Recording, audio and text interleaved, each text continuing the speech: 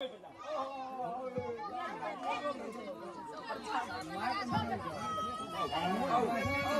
बाबा चिल्लाई चुप रहा बाबा है चुप रहा हो कन्हैया कन में दबा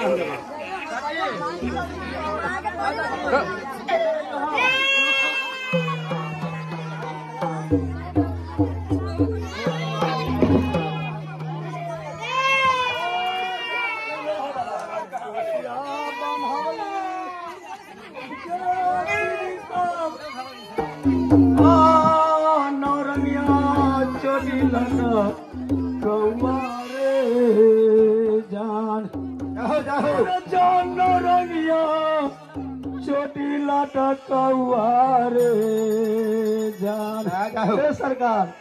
यह मौसी है कि कौन हुआ हाँ कसिया बना लेली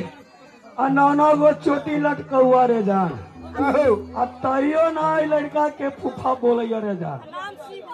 आइयो तर तेल गुलाब लगली सगो तकिया लगली रे जान आई ना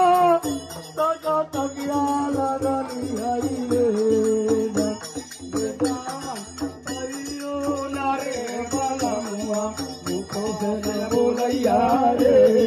जाना तैयो ना रे बलमुआ मुखा से बोलैया रे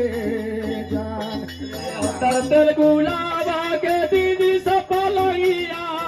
पर फिगली गई ना पलैया पर हम सीताली आई रे जाना तैयो ना रे नी दारा मुखा से बोलैया रे